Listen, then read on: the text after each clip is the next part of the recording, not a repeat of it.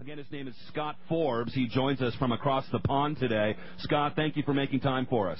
You're very welcome. Hello. I think what we should do first off is, just tell us exactly what your job was and what you did there in the World Trade Center towers. Sure. I worked for, as you said, Fiduciary Trust in the South Tower.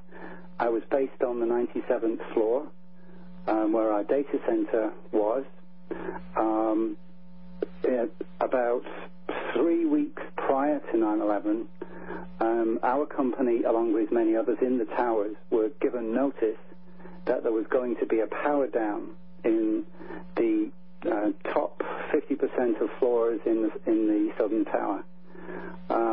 This was unprecedented. As you can imagine, a lot of financial institutions in the building, and to have a complete loss of power meant a complete loss of systems. And for an organization like my company, it was truly extraordinary. Had there been anything like this prior to this particular power down, and exactly give us a time frame of when you were notified about the power down as related to 9/11? What was the date of the power down, and had there been one prior to this? Okay, the power down was on the Saturday and Sunday prior to 9/11, so that would have been the 8th and 9th of September. We were given 3 weeks notice. It was relatively short time notice period to make all the preparations needed. And it was unprecedented. We've never experienced a power down in the towers, as far as I am aware. Well, let's move to this, Scott, because now the power has been down, and you see a number of maintenance workers coming into the building. What was in your mind suspicious or notably suspicious about some of these workers coming in to come in for the power down? Actually, at the time, I wasn't suspicious at all. It was just part of the fact that there was a power down and that there were workers in overalls in the building. But looking back now, you noticed that there were some suspicious behavior with these workers.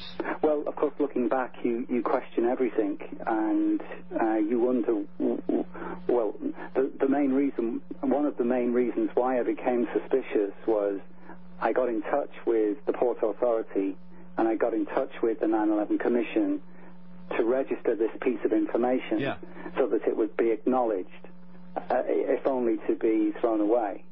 And I had no acknowledgement. They did not come back to me. I repeatedly called and wrote letters to them. I've had no acknowledgement. It's as if this information is of no interest to anyone, but to me it seems to be part of the puzzle and should be registered.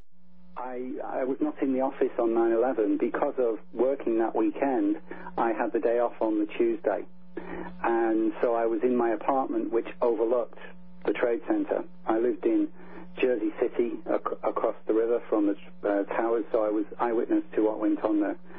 And as soon as I saw the first tower go down, the South Tower, I was highly suspicious. It just didn't look correct. It looked like a controlled demolition. It did not look like a building collapsing either from an aircraft hitting it or from a fire inside. It seemed to crumble into dust. Yeah. It just didn't ring true.